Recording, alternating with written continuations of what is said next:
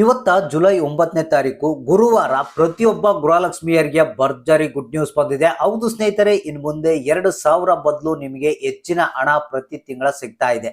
ಸ್ನೇಹಿತರೆ, 2,000 ಬದಲು ಹೆಚ್ಚಿಗೆ ಇನ್ನೂ ಜಾಸ್ತಿ ಹಣವನ್ನ ಕೊಡ್ಬೇಕಂತ ಹೇಳಿ ರಾಜ್ಯ ಸರ್ಕಾರ ಮಾಸ್ಟರ್ ಪ್ಲಾನ್ ಅನ್ನ ಮಾಡಿಕೊಂಡಿದೆ. ಬನ್ನಿ ಇದ್ರ ಬಗ್ಗೆ ಗುಡ್ ನ್ಯೂಸ್ ಬಗ್ಗೆ ಮಾಹಿತಿಯನ್ನ ತಿಳಿಸ್ಕೊಡ್ತಾ ಇದೀನಿ.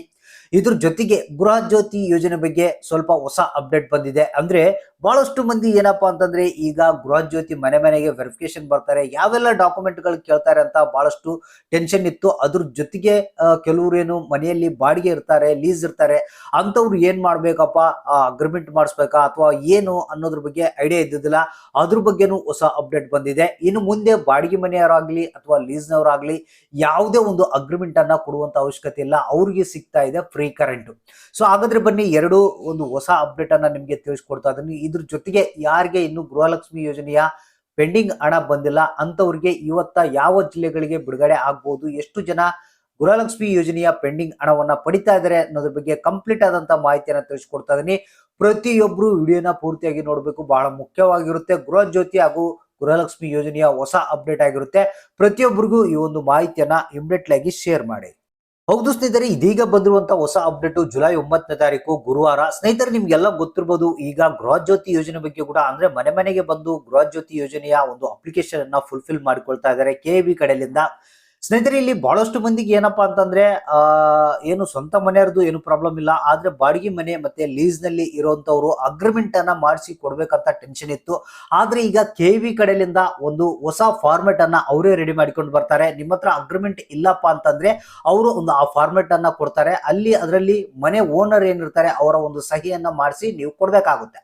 ಅಂದ್ರೆ ಇಲ್ಲಿ ಬಾಡಿಗೆ ಮನೆಯವರಾಗ್ಲಿ ಲೀಸ್ಗೆ ಇರೋಂಥವ್ರಾಗ್ಲಿ ಯಾವುದೇ ಟೆನ್ಷನ್ ಇಲ್ಲ. ಇದೊಂದು ಹೊಸ ಅಪ್ಡೇಟ್ ಆಗಿರುತ್ತೆ.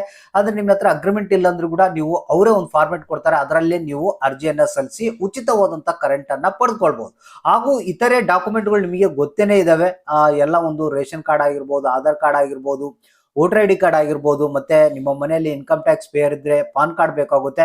ಇಷ್ಟು ಡಾಕ್ಯುಮೆಂಟ್ಗಳು ಇದ್ರೆ ಸಾಕು, ನೀವು ಆರಾಮಾಗಿ ಉಚಿತವಾದಂತ ಕರೆಂಟ್ ಅನ್ನ ಪಡೆಯೋದಕ್ಕೆ ಅಂದ್ರೆ ಗೃಹ ಜ್ಯೋತಿ ಯೋಜನೆಗೆ ಅರ್ಜಿಯನ್ನ ಸಲ್ಲಿಸಬಹುದು.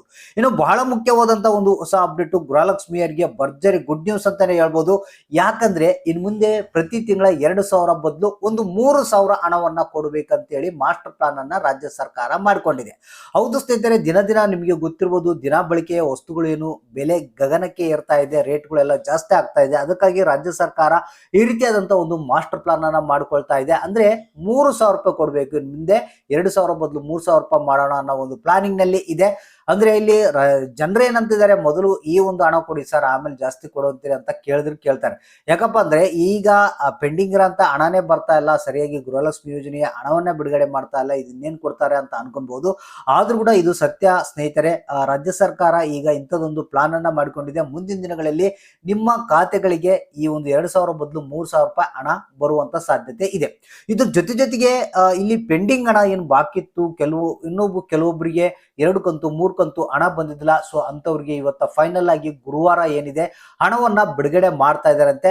ದಯವಿಟ್ಟು ನಿಮ್ಮ ಅಕೌಂಟ್ಗಳನ್ನ ಚೆಕ್ ಮಾಡ್ತಾರೆ. ಅಂದ್ರೆ ಈ ಪೆಂಡಿಂಗ್ ಹಣ ಏನ್ ಬಾಕಿ ಇತ್ತು, ಒಂದು 3 ಕಂತಿನ ಹಣ ಅದನ್ನ ಹಂತವಾಗಿ ರಿಲೀಸ್ ಮಾಡ್ತಾ ಇದಾರೆ. ಇನ್ನು ಯಾರ್ಯಾರಿಗೆ ಹೋಗಿಲ್ಲ ವೆರಿಫೈ ಮಾಡಿ ಅವರ ಖಾತೆಗೆ ಕೂಡ ಹಣವನ್ನ ಜಮಾ ಮಾಡ್ತಾ ಇದಾರಂತೆ.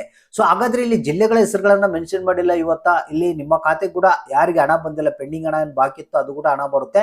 ಅಕೌಂಟ್ ಅನ್ನ ಚೆಕ್ ಮಾಡ್ತಾ ಇರಿ, ಯಾವುದೇ ಕ್ಷಣದಲ್ಲಿ ಬೇಕಾದ್ರೂ ನಿಮ್ಮ ಖಾತೆಗಳಿಗೆ ಹಣ ಬರ್ಬೋದು. ಹಾಗೆ ತಪ್ಪದೆ ಕಮೆಂಟ್ ಮಾಡಿ ಯಾರಿಗೆ ಹಣ ಬಂತು ಯಾರಿಗಿಲ್ಲ ಅನ್ನೋದನ್ನ ಕಮೆಂಟ್ ಬಾಕ್ಸ್ ಮುಖಾಂತರ ನಮಗೆ ತಿಳಿಸಿ.